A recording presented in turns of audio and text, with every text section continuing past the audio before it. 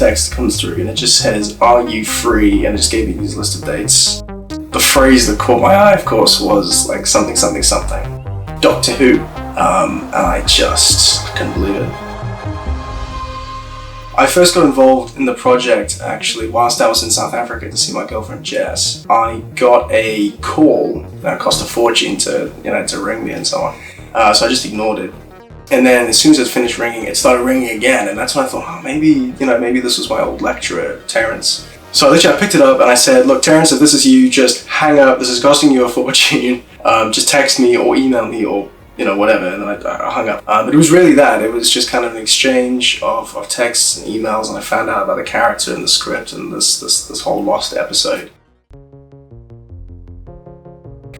The casting director thought I looked right for the role of obviously playing a young Edward D'Souza. It was important that I was able to do that kind of very particular RP accent, so they all sort of spoke like that on TV and all that.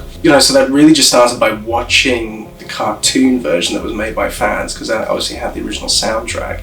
So listening to that soundtrack, watching the cartoon, understanding the kind of the pace and the cadence. They sent me a document filled with basically every single photo and set plan that they had. Everything that existed really from that episode that still exists. They sent me like an old pack, and I was just kind of gleaning through that, as much information as I could. But yeah, it was just lots and lots of analysis and kind of understanding what that kind of show was at the time.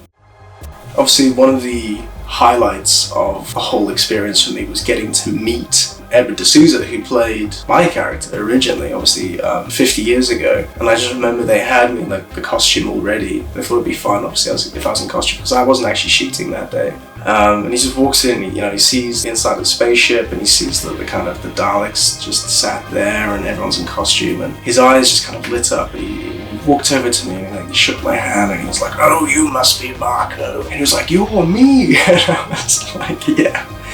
He loved it, and he saw that Cory on my chest there, and he's like, "Oh, it's just like the original."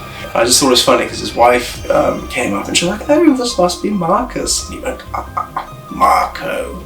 And I just thought that was really funny. I was like, cheers, Ed, because there's no reason that he had to know my name, but I appreciated that he did that.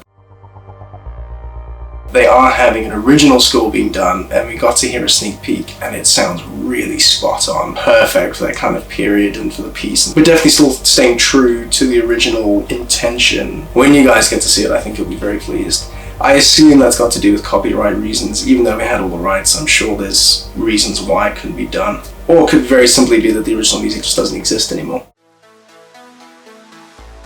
Peter Purves, obviously, was the first Doctor's companion. Interesting hearing him talk, because he was actually joking about how at the time, he and the rest of the cast were very angry that they weren't actually involved in this particular episode. And there was apparently lots of politics going on at the time, and kind of hearing kind of the inside scoop, I suppose, as it were, was very fascinating. But again, he was also very enthusiastic about the project, loved the set. He thought it looked, just how it did when he, walked by there. Having these people whose opinion really does matter just kind of give it their blessing just meant the world to all of us. One other fun thing that happened was I got to be the voice of one of the Daleks in the episode, and because they actually recorded the voices of the Daleks live, when more than one Dalek speaks at once, they need two people. So Nick called me over, and I got to say, "We obey," which was quite fun. Yes, I got to be the voice of one of the Daleks, which was brilliant.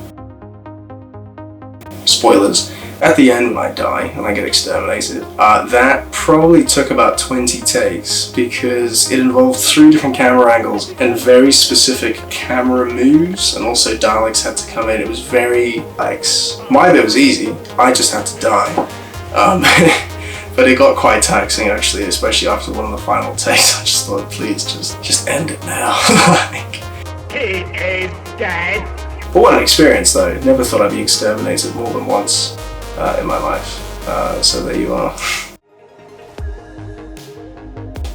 So it is possible. Peter Purves seemed to think that it was a guarantee, but to increase those odds, because I really want just to be able to share this with everybody, just tweet the BBC, bring us Mission to the Unknown. The more buzz we can get about this episode, the more likely it is for it to be released. Please feel free to follow me on Instagram and on Twitter. I'll be able to post behind the scenes photos and stills from the set, and be able to answer any of your questions that you guys might have.